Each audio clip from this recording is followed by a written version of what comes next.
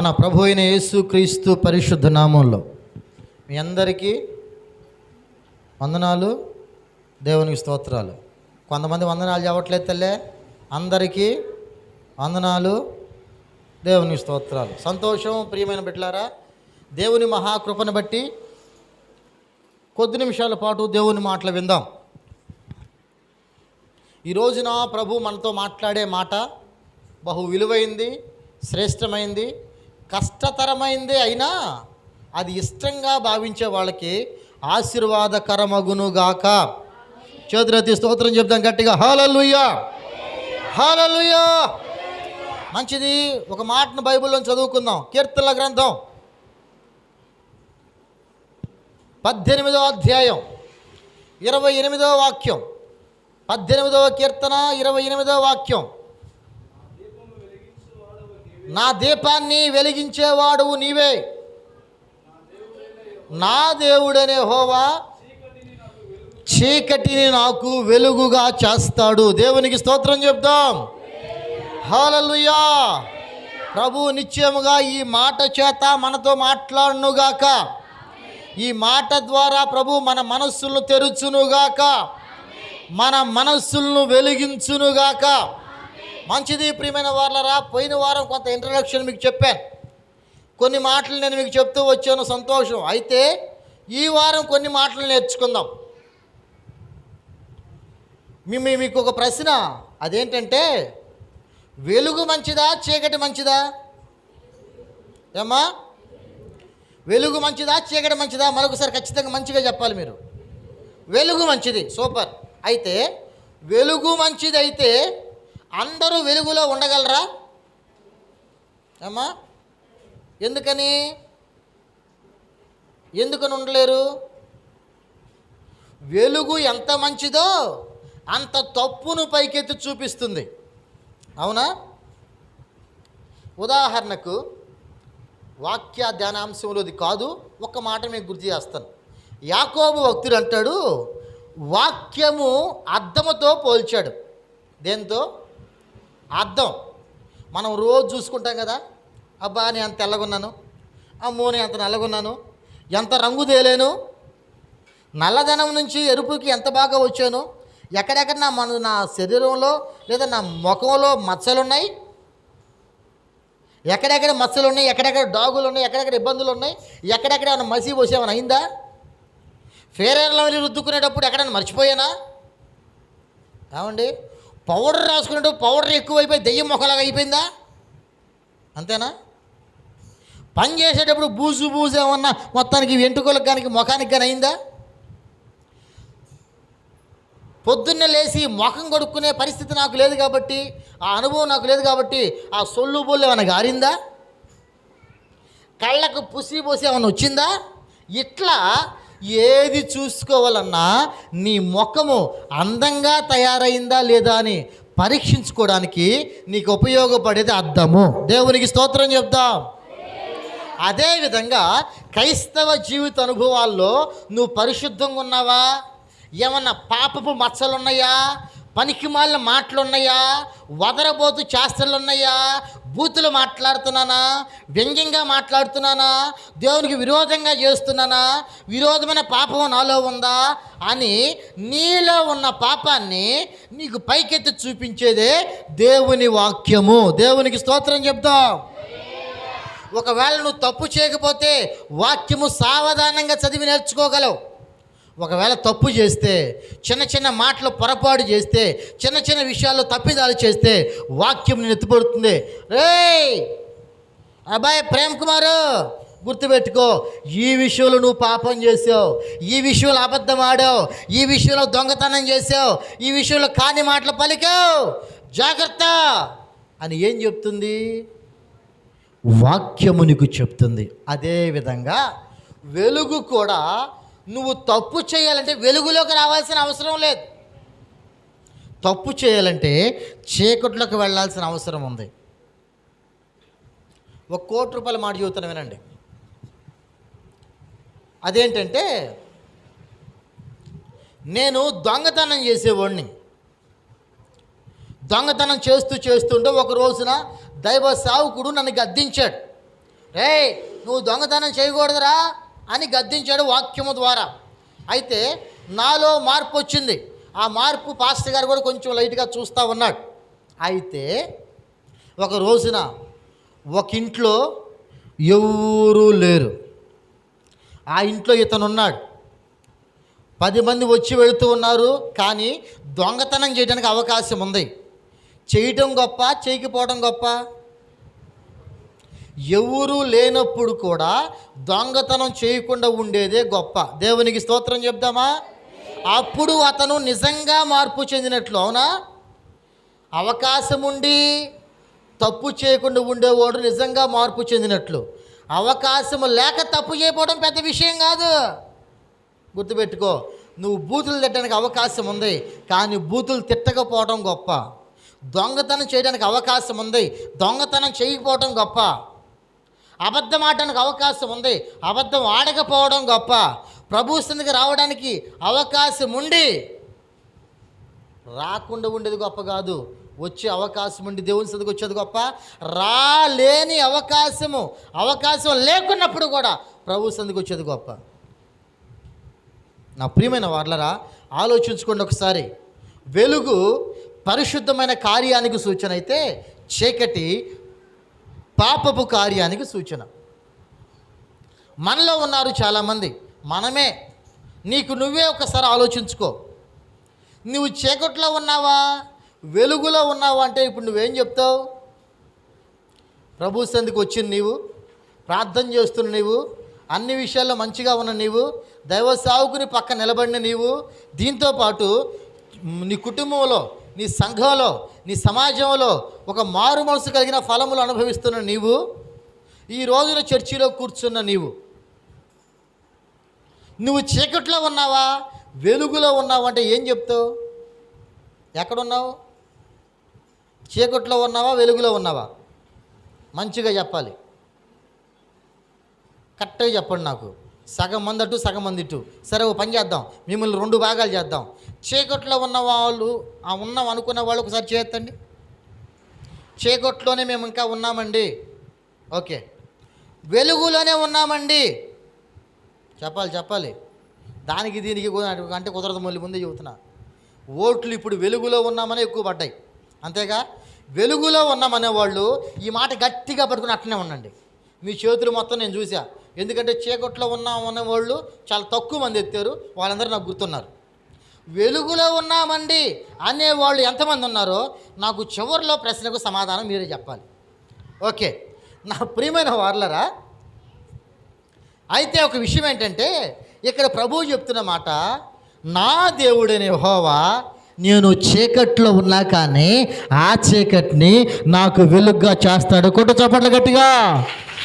ఒకవేళ పాపాంధకారంలో నేనున్నా, మరణాంధకారంలో నేనున్నా, అస్వస్థతలో నేనున్నా, రోగశైలిలో నేను పడిపోయి ఉన్నా, మరణము నా దగ్గరికి వచ్చి నా అంచుల వరకు నాతో పోరాటం చేస్తూ ఉన్నా, ఏ స్థితిలో నేనున్నా కానీ నా దేవుడు పాపమనే మరణాన్ని, లోకమనే మరణాన్ని నా దగ్గర నుంచి విడిపించి చీకటిని సైతం వెలుగుగా మార్చగలడు. దేవునికి స్తోత్రం చెప్తాం. చెప్పండి గట్టిగా, హల్లెలూయా. అయితే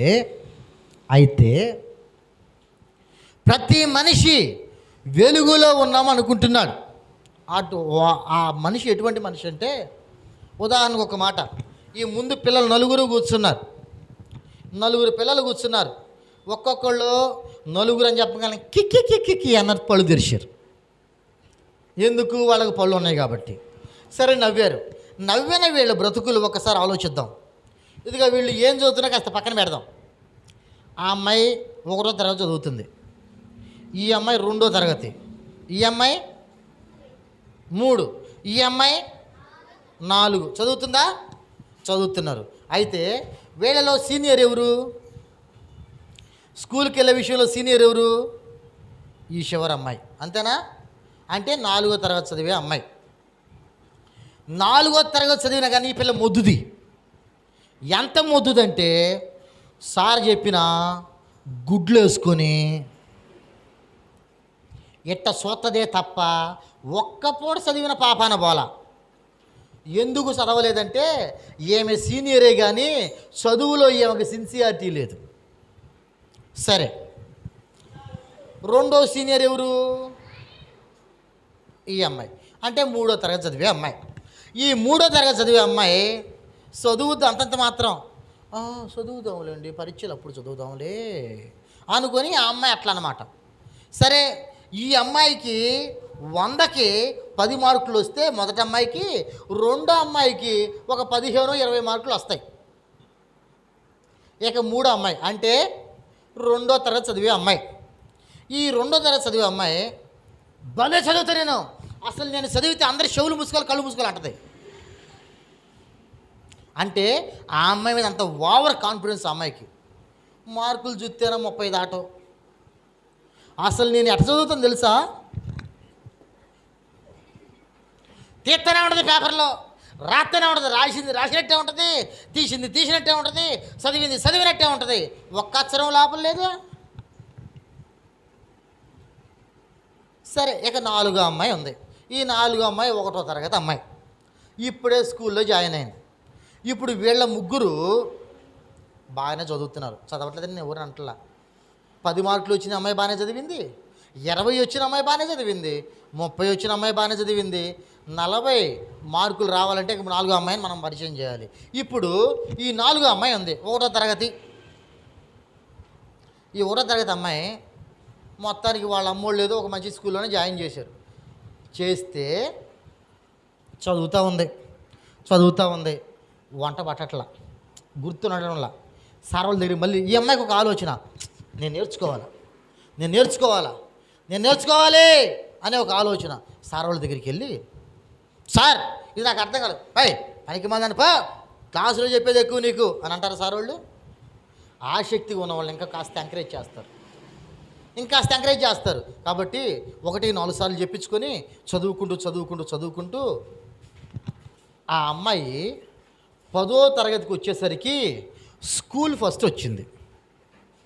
ఏ అమ్మాయి? ఇప్పుడు 1వ తరగతిలో తన పరుగును ప్రారంభించిన అమ్మాయి. ఇప్పుడు వీళ్ళ ముగ్గురు ఉన్నారు. వీళ్ళ ముగ్గురు ఏం చేశారంటే, ఈ అమ్మాయి 5వ తరగతిలో సతికిలు పడిపోయింది, ఈ అమ్మాయి 6వ తరగతిలో కృంగిపోయింది, ఆగిపోయింది. ఆ అమ్మాయి కొద్దిగా ముక్కుదాం అని చెప్పి 8 దాకా వచ్చి ఆగిపోయింది. వీళ్ళ ముగ్గురు చదవలేక, చదువుని గుర్తుపెట్టుకోలేక ఆగిపోయారు. ఏమండి? ఆగిపోయారు. ఇప్పుడు చివరి అమ్మాయి ఏం చేసింది? బాగా చదివి మంచి మార్కులు తెచ్చుకుంది. ఇప్పుడు వీళ్ళ నలుగురిలో చదువుకున్న వాళ్ళు ఎవరు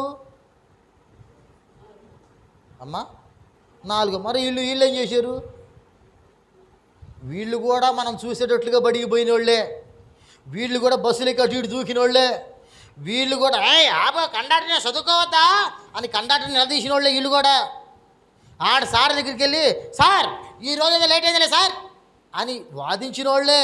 వీళ్ళు కూడా ఇంట్లో, నీకు అర్థం కావట్లా, నేను రోజు పోతేనే తెలుస్తుంది అని అమ్మోళ్ళని వాదించిన వాళ్ళు వీళ్ళు కూడా. కానీ చివరికి ఏమైంది? వాళ్ళు చేసే పనిలో సిన్సియారిటీ లేక మధ్యలోనే ఆగిపోవాల్సిన పరిస్థితి వచ్చింది. మొదటి తరగతి నుంచి నేను ఖచ్చితంగా ఉండాలి, నేను కరెక్ట్గా ఉండాలి, నేను పర్ఫెక్ట్గా ఉండాలి, మంచిగా చదువుకోవాలి, మా అమ్మోళ్ళు నన్ను ఫీజు కట్టి చదివిస్తున్నారు, సరే ఏదేమైనా సరే నేను బాగా చదువుకోవాలి అని చదివిన అమ్మాయి ఏం చేసింది? మంచి మార్కులతో ఆ ఊరికి తల్లిదండ్రులకి మంచి పేరు తెచ్చింది. ఎందుకు ఈ మాట చెప్పానంటే, ఈ నలుగురే మనం అనుకోండి, ఈ నలుగురు ఎవరు? మనమే అనుకోండి. స్కూల్లో జాయిన్ అవ్వడం అనగా ప్రభు మనల్ని ఆకర్షించి ప్రభు సన్నిధిలో ఆత్మీయ పాఠశాల అనే దేవుని మందిరానికి ఆహ్వానించబడడం. ఇక్కడికి వచ్చాం, మనం మొదటి సంవత్సర తరగతిని ప్రారంభించాం, అనగా బాప్తిసం తీసుకొని మన మొదటి విద్యా సంవత్సరాన్ని ప్రారంభించాం. అప్పుడే తెలిసిపోద్ది, అన్నం అంతా పట్టుకొని చూడాలా, ఒక గింజ పట్టుకుని తెలిసిపోద్దా అన్నం ఉడికిందా లేదని?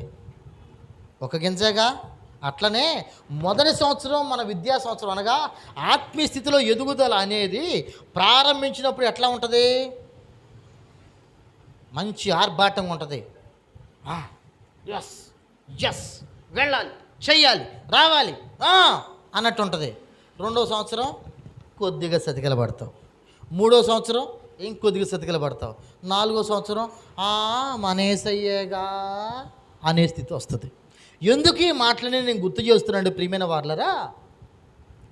వీళ్ళు అనగా మనం ఆధ్యాత్మికమైన పాఠశాల అయిన దేవుని సంఘంలో వెలిగించబడి రోజు రోజుకి ఒక అత్యున్నతమైన స్థాయికి చేరాల్సిన వాళ్ళం. ఇప్పుడు మనం ఏం చేస్తున్నాం? చిన్న చిన్న మాటల ద్వారా, చిన్న చిన్న తలంపుల ద్వారా, చిన్న చిన్న ఆలోచనల ద్వారా, చిన్న చిన్న బూతు మాటల ద్వారా, చిన్న చిన్న సినిమాలకి సీరియల్కి అడిక్ట్ అయిపోయి చిన్న చిన్న వాటి వలన చిన్నగా భక్తి విషయంలో తగ్గిపోతున్నాం, లోకపరమైన విషయంలో ఎదిగిపోతున్నాం.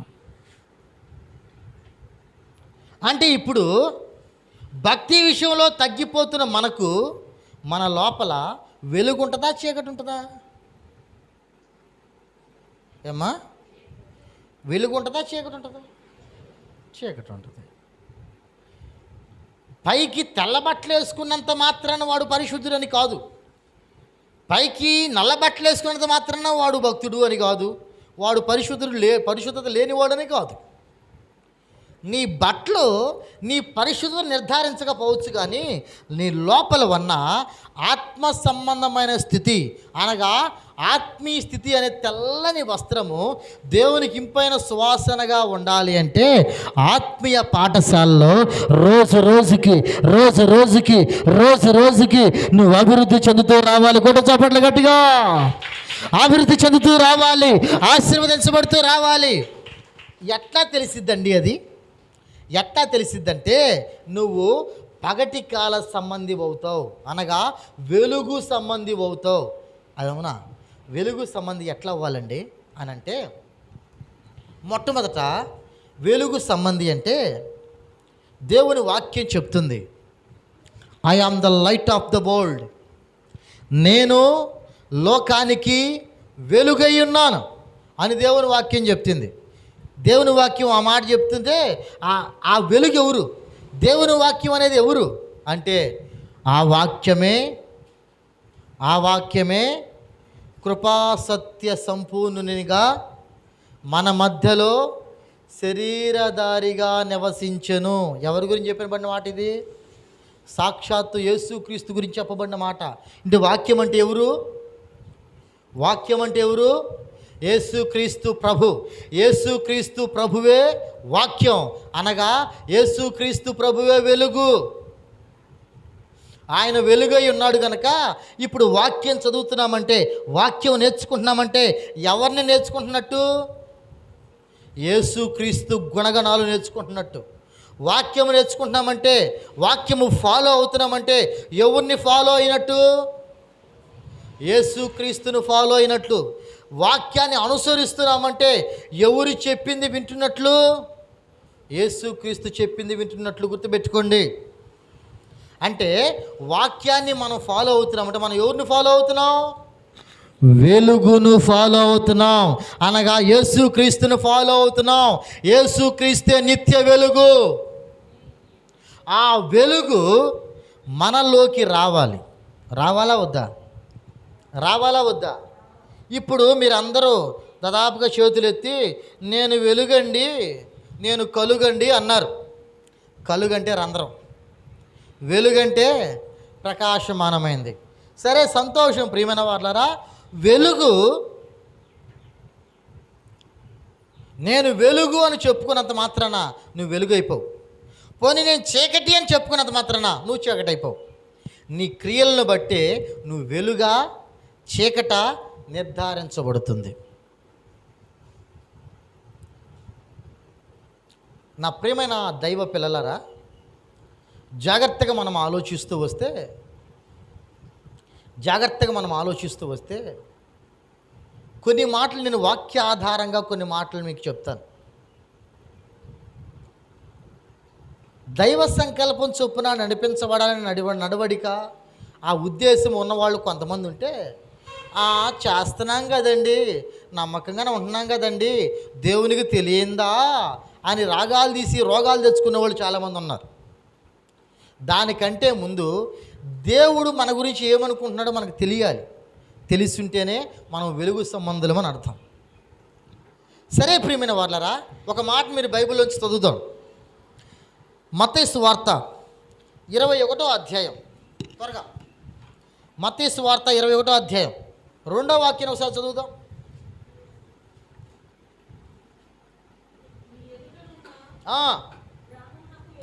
గ్రామానికి వెళ్ళండి, వెళ్ళగానే కట్టబడి ఉన్న గాడిద, దానితోనున్న గాడిద పిల్ల మీకు కనబడుతుంది. ఏం చేయాలి? వాటిని విప్పి నా యొద్దకు తీసుకొని రండి. దేవునికి స్తోత్రం చెప్దామా? చెప్పండి గట్టిగా, హల్లెలూయా. ఒక మాటలో చెప్పాలంటే ఇక్కడ మనకు కనబడుతుంది గాడిద పిల్ల. టోటల్గా ఎక్కువ శాతం ఈ మాటలు ఎప్పుడు చెప్తారు? పామ్ సండే, మట్ల ఆదివారం రోజు చెప్తారా? యేసు ప్రభు గాడిద ఎక్కారు. యేసు ప్రభు దావీదు తన్నయ్య హోసన్న యూదుల రాజా యేసన్ పాడినావు, బాగానే ఉంది. దాంట్లో అంతరార్థం గ్రహించలేకపోతివే, అది కదా బాధాకరం. అంతా బాగుంది, అంతరార్థం ఏది నీ దగ్గర? పాడితివి, ఎగరడం తప్పు కాదు, పాడటం తప్పు కాదు, యేసుని కనపరచడం తప్పు కాదు. అసలు దాంట్లో మర్మయుక్తమైన మాట తెలియకపోతే ఎట్లా? నా ప్రియమైన దేవుని పిల్లారా, జరిగింది ఏంటంటే, మొట్టమొదటి మాట చెప్తున్నాను వినండి. దేవుడు వెలుగును చీకటిని వెలుగుగా ఎట్లా మారుస్తాడు? యేసు ప్రభు ఒక ప్రాంతం నుంచి ఒక ప్రాంతానికి వస్తూ శిష్యులను పంపించాడు ఒక పని చేయడానికి. ఏం చేయాలి ప్రభు అంటే, ఎదురున్న పట్టణాలకు వెళ్ళండి. ఓకే అండి, వెళ్ళేం చేయాలి? అక్కడ ఒక ఇంటి దగ్గర గాడిద పిల్ల తావుడుతో కట్టబడి ఉంటాయి, బంధించబడి ఉంటాయి. వాటిని ఇప్పుకొని రండి. ఒకవేళ ఆ ఇంటి యజమానుడు ఆ ప్రాంతానికి సంబంధించినవాడు, ఎక్కడికి తీసుకెళ్తున్నారు, ఎవరు మీరు అని అడిగితే, ఇవి యేసు ప్రభు కావాలండి, ఆయన తీసుకురమ్మనని చెప్పండి. ఆయన ఏమండవు. ఓకే అని చెప్పి పంపించిన వెనువెంటనే వీళ్ళు వెళ్ళి గాడిదను విప్పుతూ ఉండగా ఆ యజమాని, ఏంటి ఎట్లుంది ఒళ్ళు, ఇది మాదే, ఆగో అన్నాడు. ఏమండి ప్రభు తీసుకురమ్మన్నాడండి. ప్రభు తీసుకురమ్మన్నాడు. ఓకే తీసుకెళ్ళి అని చెప్పి అనేసి తీసుకొచ్చారు. తీసుకొచ్చిన తర్వాత ఏం జరిగింది? యేసు ప్రభు ఏం చేశాడు? గాడిదని తీసుకొచ్చిన తర్వాత గాడిదని ఎక్కాడా, గాడిద పిల్లని ఎక్కాడా? మత్తయి సువార్త తీసారా? చదవండి పైన.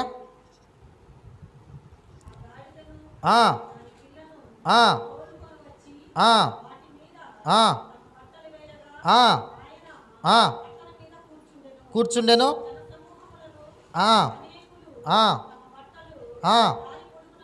పరిచిరి.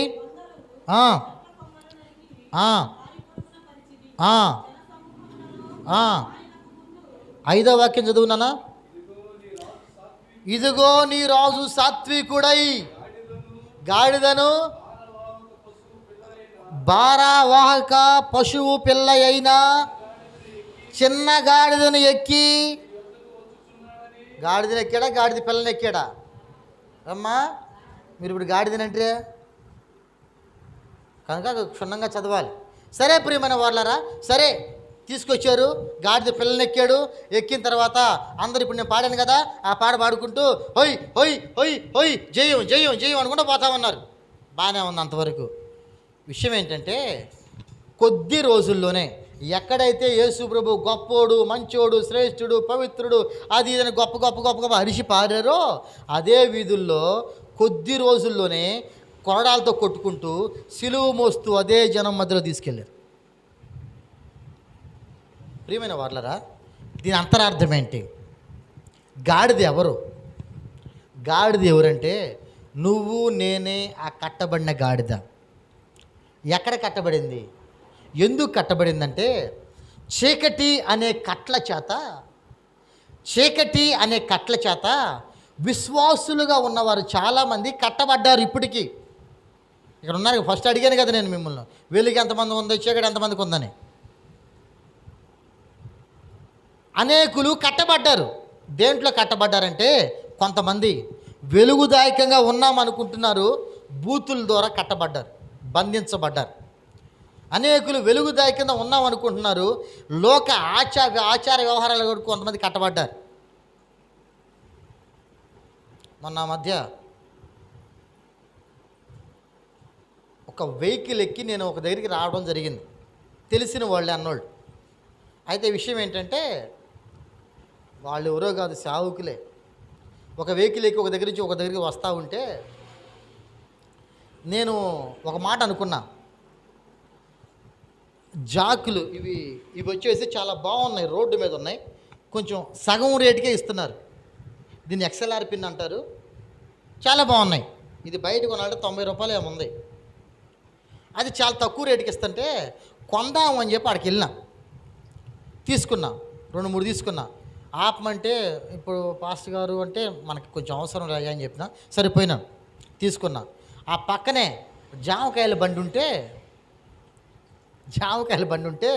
ఆ పాస్టర్ గారు వాళ్ళ కొడుకు ఆ దాంట్లో ఉన్నాడని, సరే వాడికన్నా 1-2 తీసుకెళ్ళిద్దామని చెప్పి తీసుకోబోతున్నా.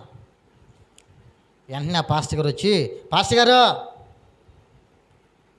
ఎందుకండి ఇప్పుడు జాంకాయలు అన్నాడు.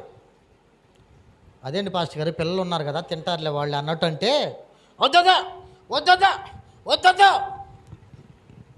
జాంకాయలు అన్ని విధాలుగా మంచిదే కదా, షుగర్ ఉన్న వాళ్ళు కూడా చివరికి జాంకాయలు తినవచ్చు, అవునా? మరి జాంకాయలు మంచిదే కదా, ఎందుకు మనిషి వద్దంటున్నాడు అని చెప్పని నాకు అర్థం కాల. నేను మధ్యలో ఎక్కువ అయిపోతుంది కారు. సరే వద్దన్నాడు. కాదులేండి పిల్లలు తింటారులే ఉండండి వరకా అని చెప్పి నేను అరిసేసరికి కామ్ అయిపోయాడు. సరే ఒక 2-3 జాంకాయలు తీసుకొని వచ్చి కారు ఎక్కిన. నాకు దేవుని కృపను బట్టి ముందు సీట్ ఇచ్చినారు, ముందు కూర్చున్నా, వాళ్ళందరూ వెనక కూర్చున్నారు, 3 వెనక, డ్రైవర్ వేరే. అయితే విషయం ఏంటంటే, ఆ జాంకాయలు వాడు బొడ్డోడి చేతిలో పెట్టిన, తీసుకోమాకరా అంటున్నాడు పాస్టర్, తీసుకోమాకరా అన్నాడు పాస్టర్. నాకు అర్థం కాల ఏంది సంగతి అని ఆరాధిస్తే, వాళ్ళు ఒక దగ్గరికి వెళ్ళి వస్తున్నారు. ఇప్పుడు మీకు అర్థమై ఉంటుంది, లైట్ వెలుగు ఉంటుంది. ఒక దగ్గరికి వెళ్ళి వస్తున్నారు, ఎక్కడికి చావు కార్యక్రమానికి వెళ్ళొస్తే వత్తా వస్తువులు తెచ్చుకోకూడదంట, ఏం కొనుక్కొచ్చుకోకూడదంట. ఈ ప్రాంతంలో అంటారో లేదు నాకు తెలియదు, కానీ ఇప్పుడు మనం కర్మంత్రాలు అంటాం కదా, దాని పక్కన పెద్ద దినము పెద్ద కర్మ అంటారు. అయితే దానికి వెళ్ళి వస్తున్నారు వాళ్ళు, తీసుకోకూడదు అని చెప్పని నేను ఇవన్నీ తీసుకుంటే తిట్టుకుంటూ కూర్చున్నారు వెనక. మనకేమమ్మా? సరే ఇంకో లాజిక్ అడుగుతాను నేను మీకు. మీరు అక్కడికి వెళ్ళి పెద్ద కర్మకి వెళ్ళి కర్మంత్రాలకి వెళ్ళి ఏమీ తెచ్చుకోకుండా ఇంటికి రావాలంటారే, ఏం తినేవి కానీ తాగి ఏం తెచ్చుకోకూడదు, కూరగాయలు కూడా తెచ్చుకోకూడదు, ఇంకా బియ్యం కట్ట కూడా తెచ్చుకోకూడదు, ఇంకేం తెచ్చుకోకూడదు అంటారే, వాళ్ళు ఇచ్చే చెంబో గిన్నె తెచ్చుకోవచ్చా? అది బాగానే ఉంది, అది తెచ్చుకోవచ్చు, ఊరకు వచ్చిందనే. వీడు సిగ్గులేనోడు ఆ చెంబు తెచ్చుకుంటేవి కదరా, నీ ఇంట్లో 4 కూరగాయలు తెచ్చుకుంటే ఏమి, ఆ గిన్నె ఆ తెపాలో అది తెచ్చుకుంటేవిగా. కాదు పిల్లలు తినడానికి కొన్ని ఆ మరమరాలు తెచ్చుకుంటే ఏమి, ఆచారం తెచ్చుకోకూడదు, వెనక వస్తాయి. నీ మొహం ఏం వెనక వచ్చేది, నీ నీడే రావట్లేదు సరే నీ వెనక. నా ప్రియమైన వాళ్ళరా, దెయ్యం అని చిన్నప్పుడు అంటా ఉంటే పెద్ద ఆయన ఒక మాట చెప్పాడు, ఒరే నీ భయమే నీ దెయ్యంరా, నీ భయమే నీ దెయ్యం. ఎప్పుడైతే దెయ్యం నీ లోపలికి రావాలంటే నువ్వు భయపెడితే నీ దగ్గరికి వస్తుంది, లేదంటే రాదు. దెయ్యం గురించి ఒక సంభాషణ చెప్తాం. ఒక రోజున ఒక పాస్టర్ గారు కొత్తగా సేవకు వచ్చాడంట. ఒక 10-15 రోజులు, ఒక 20 రోజులు లోపల అవుతుంది సేవకు సమర్పించుకుని సైకిల్ మీద తొక్కుని వెళ్ళిపోతా ఉన్నాడు. ఒక ఊరు వెళ్ళాలి, తోడు వస్తానన్న ఒక తమ్ముడు రాకుండా హ్యాండ్ ఇచ్చాడు. సరే ఇక విషయం ఏంటంటే, అది చెరువు కట్ట, రోడ్డు చెరువు కట్ట దిగిన తర్వాత ఒక ఫర్లాంగ్ వెళ్తే ఊరు వచ్చేస్తుంది. అయితే విషయం ఏంటంటే ఆ పాస్టర్ గారు ఇంటి దగ్గర బైబుల్ సంచి, డ్రమ్ము ఇవి మన సైకిల్కి సైడ్ కట్టుకొని పోతా ఉన్నాడు. సైకిల్ అదే బైబుల్ బ్యాగ్ ఏమో తగిలించుకున్నాడు, సంచి డ్రమ్ము పక్కన ఆడ కట్టుకొని పోతా ఉన్నాడు. అటు పక్కన కట్టుకొని పోతా ఉంటే ఆ చెరువు కట్ట ఎంటర్ అయ్యేటప్పటికి కొంత దూరం పోయాడు. ఎంటర్ అయ్యేటప్పటికి ఒక అక్క మంచిగా చీర కట్టుకొని ఏమండి ప్లీజ్ ఆపండి హలో ఆపండి అని చెప్పి ఆపిందంట. అయితే ఓకే ఆపాడు. ఆపిన తర్వాత ఏందమ్మా నువ్వు ఇక్కడేంటి మీరు అంటే అప్పటికి మసక చీకట పడుతుంది. మనుషులు మొఖాల దగ్గర కూడా కనపట్ల దగ్గర వస్తా ఒక రకమైన చీకటే పడతా ఉంది. 7 అట్లా అవుతూ ఉంటాయి. పాస్టర్ గారు తొందరగా పోవాలా ఆ తమ్ముడు కోసం ఆగి ఇప్పుడు దాకా లేట్ చేసాను, తొందరగా పోవాలని చెప్పి తొక్కుండా పోతా ఉన్నాడు. రోపు వచ్చినట్టు ఈవిడ ఆపింది.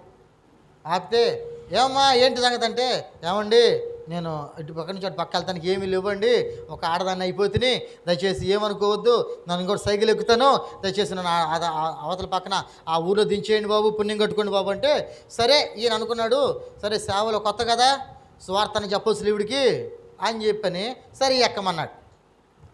ఎక్కమంటే ఎక్కాడు. ఆవిడ ఎక్కింది. ఎక్కి పోతా ఉన్నాడంట. పోతా ఉంటే ఉషిగా తొక్కుతా ఉన్నాడు. సైకిల్ పోతానే ఉంది కానీ అవతలుడు రాట్లా. చెరువు కట్టదట అవతలుడు రాట్లా. సైకిల్ పోతానే ఉంది, తొక్కుతానన్నాడు, బలవంతంగా తొక్కుతానన్నాడు. మాటలు చెప్తా ఉన్నాడు. యేసు ప్రభు నిజమైన దేవుడమ్మా, యేసు ప్రభు తెలుసుకుంటే ఇప్పుడు యేసు ప్రభు గురించి నాకు ఎందుకందంట వెనకామ. బైబిల్లో కొన్ని మాటలు వక్రీకరించి మాట్లాడుతూ ఉందంట. వెనక కూర్చున్నాము. ఈయన చెప్తా ఉన్నాడు, అమ్మా నీకు బైబిల్ గురించి తెలియదు కదా, ఎట్లా తెలుసంటే అప్పుడు చదువుకున్నాలా అని చెప్పిందంట. వక్రీకరించి యేసయ్య దేవుడు కాదు అని ఒప్పించాలని చూస్తూ ఉందంట వెనకామ. అట్లా లాజికల్గా మాట్లాడుతూ ఉందంట. ఈయనేమో సేవలో కొత్త అయిపోయా, అట్లా కాదులేమ్మా యేసయ్య మనందరి కోసం ప్రాణం పెట్టాడు, ఇది సంగతి, నువ్వు కూడా మారుమనసు పొందు తల్లి, దేవుడు నీకు జ్ఞాపకం చేసుకుంటాడు, ఇప్పుడు కూడా దేవుని ప్రేమతో నేను నిన్ను ఎక్కించుకున్నానమ్మా సైకిల్ మీద, నాకు సహోదరు లెక్క నువ్వు, ఇది సంగతి అని చెప్పి ఇట్లా చెప్తా ఉన్నాడు. చెప్తా ఉంటే ఉన్నట్టుగా పోతా ఉన్నాడంటే ఈయన. పోతానే ఉంది సైకిల్, పోతానే ఉంది, ఈయన పోతానే ఉన్నాడు, తొక్కుతానే ఉన్నాడు, చెమట్లు గొక్కుతూ ఉన్నాడు. వెనక ఉన్నట్టుగుండి బరువు పెరిగిపోతా ఉందంట. అర్థమైంది కదా, ఫస్ట్ ఎంత బరువు ఉందో చివరిదాకా అదే బరువు కదా. ఈవిడ బరువు పెరిగిపోతా ఉందంట. పెరిగిపోతా ఉంటే చూశాడు. టైం దగ్గర 8 అయింది. ఆ ఊరు రాలా, 10 నిమిషాలు పోయే ఊరది రాలా. పోతా ఉన్నాడు, తొక్కుతా ఉన్నాడు, కష్టపడతా ఉన్నాడు, ఇక సమాధానం చెబుతా ఉన్నాడు. ఏబ్బే యేసు ప్రభు దేవుడు అంటే ఒప్పుకోవట్లామా. సైకిల్ మాత్రం ఆగట్లా, పోతానే ఉంది. చెరువు కట్ట పోట్లా, చెరువు కట్ట రావట్లా, తర్వాత రోడ్డు రావట్లా, ఆ ఊరు రావట్లా. ఈయనకు అర్థమయ్యి యేసు రక్తం జయం, యేసు రక్తం జయం, యేసు రక్తం జయం అంట మొదలుపెట్టాడంట. మొదలు పెడితే ఎప్పుడైతే యేసు రక్తం జయమని చెప్పడం అంటాం మొదలుపెట్టాడో చిన్నగా వెనక భారం తగ్గిపోవడం ప్రారంభమైంది. కొట్టు చోపట్లు గట్టిగా. వెనక భారం మొత్తం పోయింది. తీరా చూస్తే వెనక్కి తిరిగి చూస్తే ఎవరు లేరు. చీకటి, సేవ కొత్త, ఎట్లుండదు గుండె 16 ఒక్కలై ఉండదు, ఎవరు లేరు. ఎవరికి సువార్త చెప్పి ఇప్పుడు దాకా దెయ్యానికి సువార్త చెప్పాడు ఈ మనిషి. సరే చూస్తే ఆడున్నాడు, ఆడే ఉన్నాడు. ఎక్కడైతే ఆవిడ ఎక్కింది అక్కడే ఉన్నాడు ఆయన. సునామని చెప్పి శాంశకు దొక్కుండా పోయి ఆ రోజు లేట్ అయిందంట, లేటుగా ప్రార్థన పెట్టాడు. ఆయన పేరు శామ్యూల్ దేవవరం పాస్టర్ గారే. నిజంగా జరిగిందే ఇది. నా ప్రియమైన వార్లరా, ఆలోచించండి. నువ్వు భయపెడితేనే నిన్ను ఏదైనా భయపెడుతుంది. నువ్వు భయపడకపోతే ఏది నిన్ను భయపెట్టలేదు. నా ప్రియమైన వార్లరా, వెలుగు అనేది భయము లేనిది, వెలుగు అనేది ఆశీర్వాదకరమైంది, వెలుగు అనేది నీ జీవితాన్ని ఒక శ్రేష్టమైన స్థానంలో నిలబెట్టేది. సరే ప్రియమైన వార్లరా, జాగ్రత్తగా మనం ఆలోచిస్తే ఈ గాడిద కట్టబడి ఉంది. దేంతో కట్టబడి ఉంది ఈవిడ? నువ్వు నేను దేంతో కట్టబడి ఉన్నావు? ఎందుకు ఈ గాడిద యేసయ్య దగ్గరికి రాకుండా అక్కడెక్కడో ఎదురుగున్న గ్రామంలో కట్టబడింది? ఆ కట్టేసిన వాళ్ళు ఎవరు అంటే, గాడిద అంటే ఎవరని చెప్పాను? నువ్వు నేనే, మనమే గాడిద. అంటే ఇప్పుడు గాడిదను అంటే మనల్ని కట్టేసేది ఎవరు, బంధించేది ఎవరు? నువ్వు చేసే చిన్న చిన్న తరహా పాపాలు, నువ్వు చెప్పే చిన్న తరహా అబద్ధాలు, నువ్వు చేసే చిన్న తరహా మోసాలు, నువ్వు చేసే దేవునికి వ్యర్థమైన కార్యక్రమాలు, ఇవన్నీ కూడా నిన్ను బంధిస్తాయి. చీకటి కోపంలోకి నిన్ను నెట్టుకొని పోతాయి. వెలుగు సంబంధిగా నువ్వున్నా మచ్చలు ఏర్పడడానికి కారణము చీకటి, నీలో దాగి ఉన్న దేవునికి విరోధమైన పాపం. ఈ పాపం ఏం చేసింది? నిన్ను యేసయ్యను మోయాల్సి ఉపయోగపడవలసిన యేసయ్యను మోసే నిన్ను తీసుకెళ్ళి ఎక్కడో దూరంగా కట్టేపించింది, బంధించి ఇప్పుడు ఏం చేసింది? ఇది ఒక వేరే యజమానికి దాసునిగా చేసింది. నువ్వు నేను ఇప్పుడు ఎవరికి దాసులమమ్మా? యేసయ్యకు దాసులమైన మనం ఎక్కడ ఉండాలి? యేసయ్య దగ్గర ఉండాలి, అనగా వెలుగులో ఉండాలి. ఇప్పుడు గాడిద ఎక్కడుంది? ఇప్పుడు మనం ఎక్కడున్నాం? దూరంగా చీకట్లో అక్కడెక్కడో వేరే యజమాని కలిగి ఉన్నాం. ఎందుకు వేరే యజమాని కలిగి ఉన్నామంటే, మన జీవితంలో వెలుగు లేదు, మన జీవితంలో పాపం వెంబడిస్తుంది, మన జీవితంలో దురాక్రమ సంబంధమైన పరిస్థితులు వెంబడిస్తూ ఉన్నాయి, మన జీవితంలో దొంగతనాలు, అపవిత్రతలు, కార్యకలాపాలు, వేరే దేవునికి విరోధమైన కార్యకలాపాలు, వేరే దౌర్భాగ్యమైన స్థితులు, ఇవన్నీ కూడా మనలో ఉన్నాయి. దీని కారణం చేత మనం అందరం ఎక్కడ ఉన్నాం? ఇప్పుడు యేసయ్యకు దూరంగా ఎక్కడో ఉన్నాం. నీ జీవితం గురించి నేను చెప్పాల్సిన అవసరంలా బైబిల్ నిన్ను హెచ్చరిస్తుంది. దేవునికి విరోధంగా నువ్వు ఉన్నావా? ఒకవేళ నువ్వు దేవునికి విరోధంగా ఉంటే గుర్తుపెట్టుకో, ఈ రోజున నువ్వు వేరే యజమానికి దాసునిగా ఉన్నావని గుర్తుపెట్టుకో. వేరే వెలుగు దగ్గర ఉన్నావని భ్రమలో ఉండి చీకట్లో ఉన్నావని గుర్తుపెట్టుకో. నువ్వు దేవునికి దగ్గరగా ఉంటూనే ఉన్నట్టు నటిస్తున్నావు, అంతే. దూరంగా ఎక్కడో ఉన్నావు, చీకట్లో ఉన్నావు. అయితే ప్రభు ఏం చేశాడు తెలుసా? యేసయ్య భూమి మీదకి వచ్చి పాప క్షమాపణ అనే దానికి ఒక విలువైన ఉదాహరణ చెప్పి భూమి మీద తన రక్తం కార్చి శ్రమ పొంది మరి తిరిగి వెళ్ళిపోతూ ఆదరణకర్తను నేను మీలోకి పంపిస్తానని చెప్పి ఈ రోజున భూమి మీద అనేక మంది సేవకులను పెట్టి, శిష్యులను పెట్టి, వారిలోకి దేవుని ఆత్మను పంపి వారందరినీ కూడా ఎక్కడెక్కడ నువ్వు తప్పిపోయి ఉన్నావో, ఎక్కడెక్కడ నువ్వు కృంగిపోయి ఉన్నావో, ఎక్కడెక్కడ నువ్వు కట్టబడి ఉన్నావో, ఏ విషయాల్లో పతనావస్థకు వెళ్ళిపోయావో, ఏ విషయాల్లో అబద్ధం ఆడేసావో, ఆ అబద్ధం నిన్ను ఏ చీకటికి లోన్ చేసిందో, ఆ అబద్ధం నువ్వు ఏ కృంగిపోయే అనుభవాలకు లోన్ చేసిందో, ఎక్కడ బంధించబడి ఉన్నావో ఆ పాపం నిన్ను పట్టుకొనగా, ఆ పాపం నిన్ను బంధించగా అక్కడికి వచ్చి దేవుని శిష్యులు నిన్ను విడిపించి మళ్ళీ ఎక్కడికి తీసుకొస్తున్నారు? యేసయ్య వద్దకు తీసుకొస్తున్నారు. కొట్టు చప్పట్ల గట్టిగా. పాపాంధకారములు, మరణాంధకారములు నశించిపోవలసిన నిన్ను దుర్మార్గుల కంటే కట్లు చేత నడిపించబడుతున్న నీవు దేవుని శిష్యుల ద్వారా, అనగా దైవ సేవకుల ద్వారా ఇప్పుడు విడిపించబడి యేసయ్య వద్దకు వస్తున్నావు. ఎందుకు యేసయ్య వద్దకు వస్తున్నావు? యేసయ్య వద్దకు? యేసయ్యను మోసే గాడిదగా నువ్వు ఉండడానికి, కొట్టు చప్పట్లు గట్టిగా, యేసయ్యను మోసే గాడిదగా నీవు ఉండడానికి యేసయ్య వద్దకు నువ్వు వస్తున్నావు.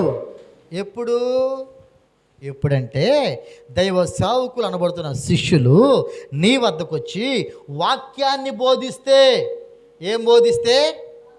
వాక్యాన్ని బోధిస్తే, సహోదరుడా నువ్వు ఈ తప్పులో ఉన్నావు, నువ్వు ఈ పనికి మాలిన పనులు చేస్తున్నావు, నువ్వు సీరియల్ మత్తులో ఉన్నావు, ఈ ఆటల పిచ్చిలో ఉన్నావు, ఇదిగో వ్యతిరేకంగా మాట్లాడుతున్నావు, ప్రార్థన చేయడం లేదు, వాక్యాన్ని చదివే అనుభవం నీకు లేదు, ఈ స్థితిలో నువ్వు ఉన్నావని హెచ్చరిస్తే సరి చేసుకుని దేవుని వద్దకు తలంచుకొని వచ్చావా, వాక్యాన్ని ఫాలో అయ్యావా, అప్పుడు నువ్వు ఎక్కడికి రాగలవు?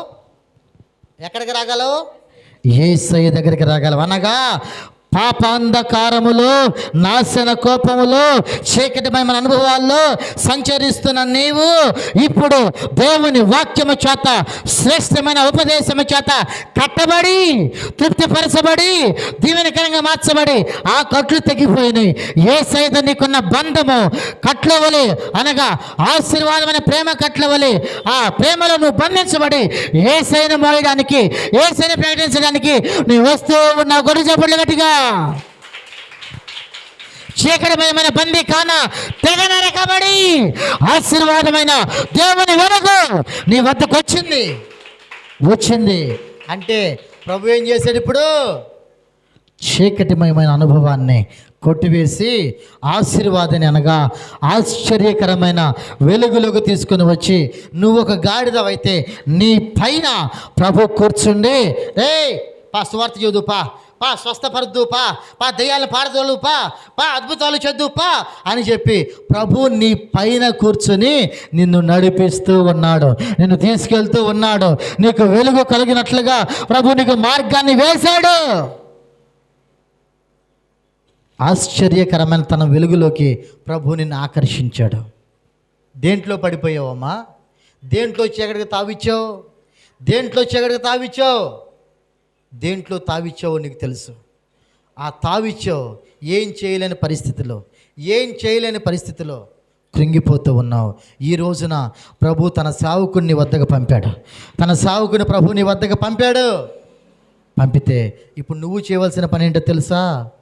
నీ కట్లు తెగ నరుక్కో. వాక్యము చేత నువ్వు బంధించబడ్డావు. నువ్వు చేస్తున్న పాపం నీ కళ్ళకు కనపడింది. వాటిని నువ్వే తెంచుకోగలవు. నువ్వు తెంచేయాలి వాటిని. యేసయ్యా, ఇక మీద నేను ఆ పాపం చేయను, ఈ పనికి మళ్ళీ మాట్లాడను, ఈ విధంగా ప్రవర్తించను, నీతోనే అనుసంధానం కలిగి ఉంటాను, నీతోనే ఒక ప్రత్యేకమైన బంధం కలిగి ఉంటాను ప్రభువా, ఇక నాకు ఇవన్నీ అవసరం లేదు అని ఈరోజు నువ్వు తీర్మానం చేసి దేవుని వైపు తిరిగితే ఇప్పుడు నీకేం కలుగుతుంది? కొన్ని కార్యకలాపాల ద్వారా బంధించబడి చీకట్లో ఉన్న నీకు వెలుగు కలుగుతుంది. ఏం కలుగుతుంది? వెలుగు కలుగుతుంది. ఇంకొక మాట చెప్పిన మాటలు ముగిస్తాం. తీయండి ఒకసారి లూకాసు వార్త 16వ అధ్యాయం 20వ వాక్యం.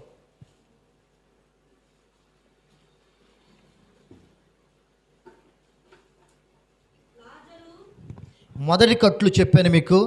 మొదటి కట్లు ఏంటంటే యేసయ్య దగ్గరికి రాకుండా విరోధంగా పాపం చేయించే కట్లు, యేసయ్య దగ్గరికి నేను రానివ్వకుండా చేసే కట్లు మొదటి కట్లు. రెండో కట్లా చాలమ్మా. ఏం పేరమ్మా ఈయన పేరు?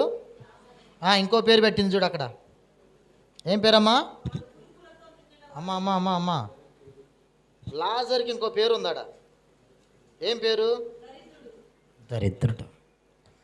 ఒకవేళ నేను ఇప్పుడు ప్రేమ్ కుమార్ని పిలిచి దరిద్రుడా అంటే ఏమంటాడు? బాగుంటుందా?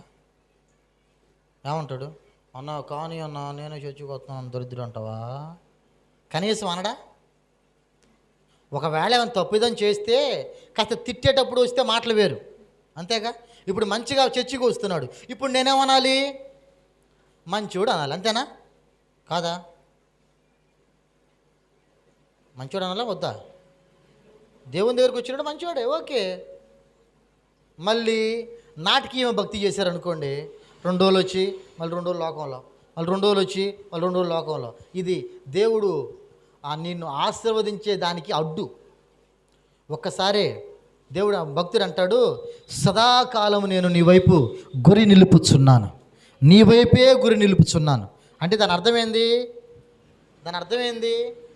దేవుని సన్నిధికి నువ్వు వస్తున్నావు కనుక, అది దేవుని సన్నిధి అంటే దేవుడు నివసించే స్థలము కనుక, దేవునికి ప్రత్యుత్తరం ఇచ్చే స్థలము కనుక, దేవునితో మాట్లాడే స్థలము కనుక దేవుని యందు నువ్వు గురి పెట్టుకుని ఉండాలని దాని అర్థం.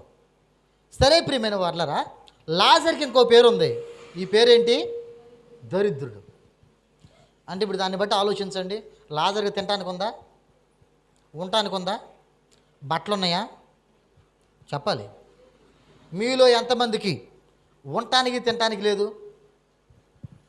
చెప్పాలి నాకు. ఉండటానికి తినటానికి ఎంతమందికి లేదు? కనీసం అద్దింట్లో అయినా బతుకుతున్నాంగా, పచ్చడి మెతుకులైనా తింటున్నాంగా మనం వండుకొని. అంటే మనకన్నా కూడా చాలా భేద స్థితిలో ఉన్నవాడు లాజరు. అర్థమవుతుందా తల్లి?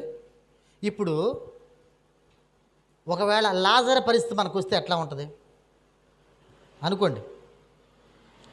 లాజరు పరిస్థితి నాకు వచ్చింది, నాకు వేసుకోవడానికి బట్టలు కూడా లేవు, తినడానికి తిండి అడుక్కొని తింటున్నా, నేనేమంటాను?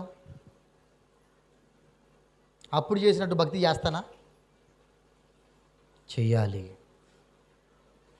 నా ప్రియమైన దేవుని పిల్లరా, లాజరు ఒక కట్ల చేత బంధించబడి ఉన్నాడు.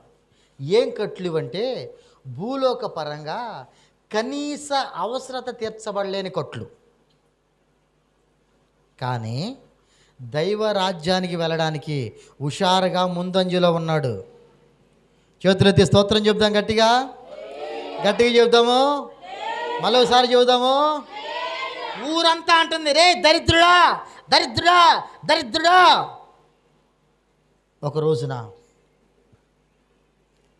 ధనవంతుడింట్లోంచి పడు రొట్టు మొక్కలతో బతికాడు, బయట అడుక్కొని బతికాడు, కొద్ది రోజుల తర్వాత చచ్చిపోయాడు.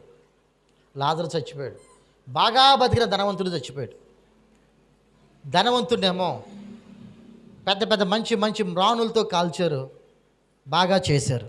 దరిద్రునేమో మున్సిపాలిటీ వాళ్ళు చెత్త కుప్పలో వేసి ఆ డంపింగ్ యార్డ్లో తీసుకెళ్ళి పడేశారు. విషయం ఏంటంటే ధనవంతుని తీసుకెళ్ళడానికి, ఆత్మను తీసుకెళ్ళడానికి వేరే వాళ్ళు వచ్చారు, దరిద్రుని లాజరు ఆత్మను తీసుకెళ్ళడానికి వేరే వాళ్ళు వచ్చారు. దరిద్రుని తీసుకెళ్తానికేమో సాక్షాత్తు దేవదూతలు వచ్చారు, ధనవంతుని తీసుకెళ్తానికేమో తీర్పు తీర్చే దగ్గర ఉండేవాళ్ళు వచ్చారు, అనగా నాశన కోపానికి కర్తలైన వాళ్ళు వచ్చారు. సరే ప్రియమైన వాళ్ళరా, విషయం ఏంటంటే లాజరేమో ఎత్తులో ఉన్నాడు, ధనవంతుడేమో కింద ఉన్నాడు పరదేశంలో. లాజరేమో నెమ్మదిని పొందుతున్నాడు, ధనవంతుడేమో నరకయాతను అనుభవిస్తున్నాడు. లాజరేమో అబ్రాము రొమ్మును ఆనుకొని ఉన్నాడు, కింద ధనవంతుడేమో మంటలకు అల్లాడిపోతున్నాడు. ఏమండి, ఇప్పుడు ఎవరి జీవితం గొప్ప అమ్మా? ఎవరి జీవితం గొప్ప? కానీ ఒక మాట గుర్తుపెట్టుకో, నీవు పరలోక రాజ్యానికి యోగ్యమైన స్థితిలో ఉండాలి అంటే భూలోకంలో అన్నీ వదులుకోవాలి. గుర్తుపెట్టుకోండి. అదేంటండి మేము అన్నీ వదులుకుంటే ఎట్లా అని కాదు. దేవునికి ఇచ్చాడు, ఉన్న దాంట్లో తృప్తిపడు, ఉన్న దాంట్లో స్థిరంగా ఉండు, దేవుణ్ణి ఆరాధించే విషయంలో నమ్మకంగా ఉండు. నీ పిల్లలు, నీ భర్త, నీకు సంబంధించిన వాళ్ళు, వీళ్ళు ఎవరైనా సరే దేవుణ్ణి ఆరాధించే స్థితి కంటే గొప్పోళ్ళు కాదు. అందుకని ప్రభు అంటాడు, నాకన్నా నువ్వు దేన్ని ఎక్కువగా చూడకూడదు. నా ప్రియమైన వాళ్ళరా, లాజరు విషయంలో నేను చెప్పొచ్చేది ఏంటంటే, లాజరు భూమి మీద ఉన్నప్పుడు ఒక కట్ల చేత బాధపడ్డాడు. ఏంటి ఆ కట్లు అంటే ఆకలి కట్లు. దైవపరంగా ఈయనకు పొరపాటున ఎటువంటి రాజీ లేని బతుకు, ప్రశాంతంగా ఉన్నాడు. పరిశుద్ధత పరంగా రాజీ లేని బతుకు బతికాడు లాజరు.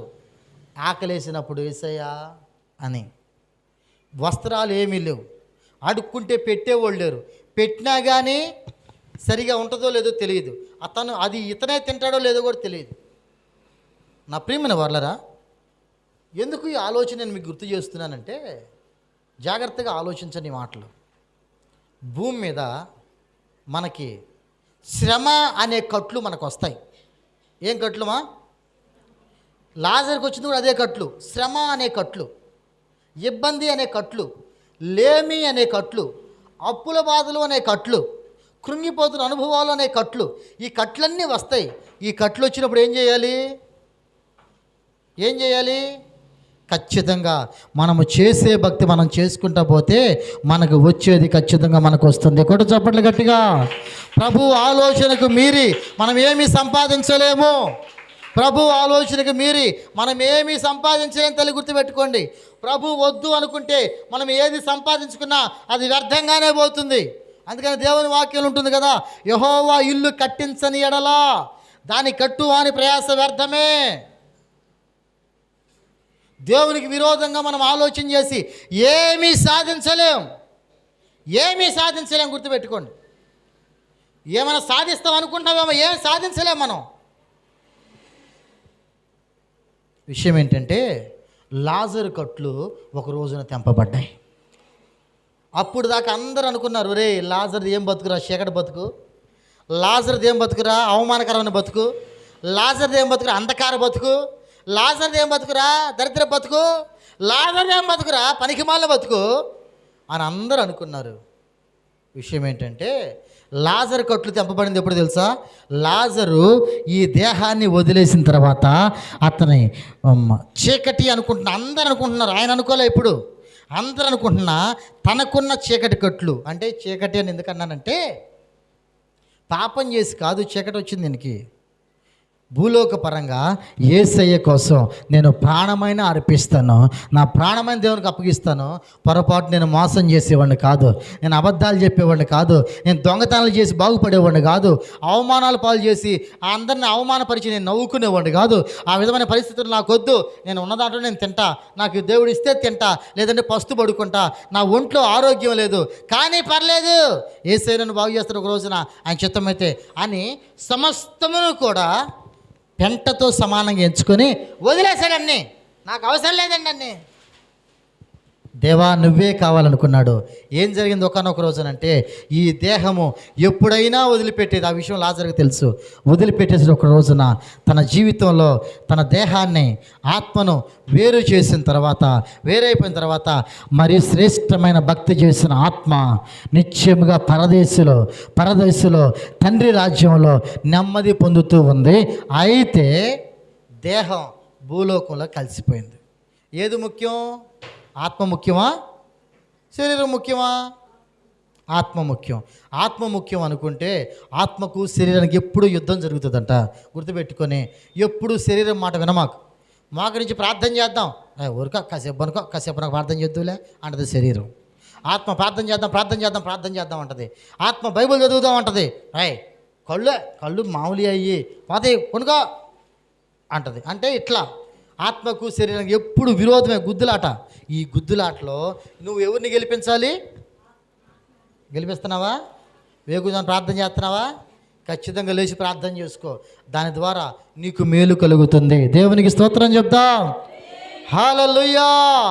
నా ప్రియమైన దేవుని పిల్లలారా గుర్తుపెట్టుకోండి, మొట్టమొదటి మాట చెప్పాను, యేసు ప్రభు దగ్గరికి నిన్ను రాకుండా, యేసు ప్రభు స్వార్థ చేయకుండా, యేసు ప్రభు చేరువు నేను ఉండకుండా, యేసు ప్రభు నీ ద్వారా మహిమ పొందాలని ఆయన కోరుకుంటూ ఉంటే, ఆయన నీ లోపల ఉండాలని, నీ పైన ఉండాలని, నీ ద్వారా అనేక కార్యకలాపాలు చేయాలని ఆయన ఆలోచిస్తూ ఆశపడుతూ ఉంటే, అక్కడికి రాకుండా చేసే చిన్న చిన్న కార్యకలాపాలు నిన్నెక్కడో దూరంగా పెట్టేసి బంధించేసి చీకటి అనుభవాలుగా మారి, అయితే గాడిదను ప్రభు విడిపించి మరి తిరిగి ఆ గాడిదకు వెలుగు నింపాడు.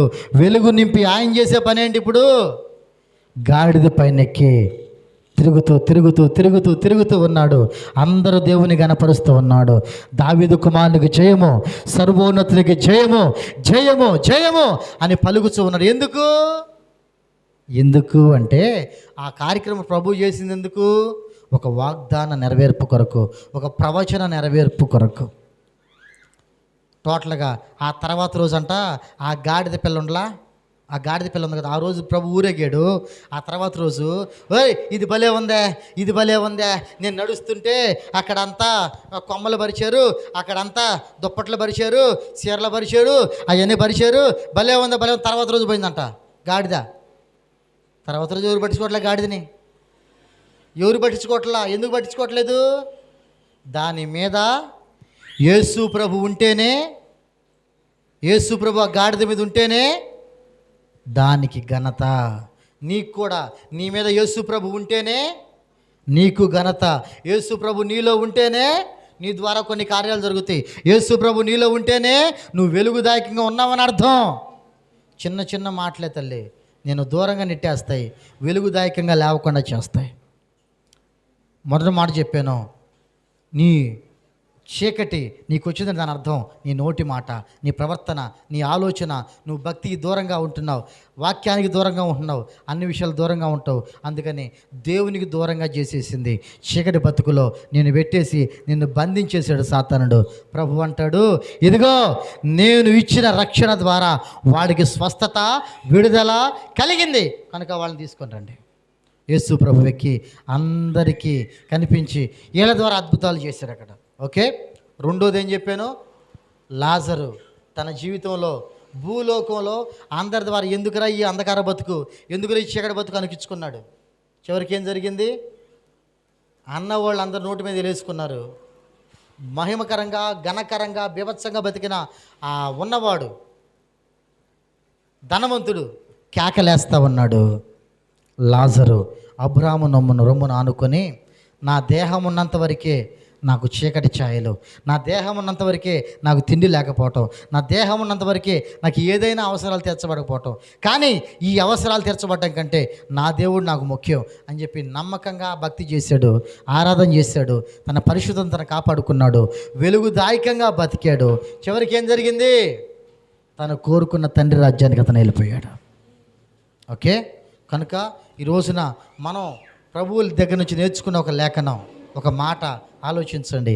ఆయన చీకటిని కూడా వెలుగ్గా చేసేవాడు. నీ జీవితంలో చీకటిమైన అనుభవాలు ఉన్నాయా? చిన్న చిన్న దానికి కృంగిపోతున్నావా? చిన్న చిన్న దానికి బూతులు తిడుతున్నావా? చిన్న చిన్న దానికి అవమాన పాలైపోతున్నావా? చిన్న చిన్న దానికి వాళ్ళు ఏదో అన్నారు వీళ్ళు ఏదో అన్నారు బజార్లకు ఎక్కి గొడవలు ఆడుతున్నావా? అవేవి నీకు తగవు తల్లి. క్రైస్తవుడా క్రైస్తవురాలా, అవి నీకు తగవు. గుర్తుపెట్టుకో, ఇవన్నీ కూడా చీకట్లోకి నిన్ను నెట్టేస్తాయి, దేవునికి దూరంగా చేసేస్తాయి. ఏదేమైనా ఆ విధమైన ఆలోచన నీకు లేకుండా ప్రభు చేసి ఆశీర్వాదదాయకంగా ప్రభు నిన్ను మార్చునుగాక. ఆమేన్, ఆమేన్.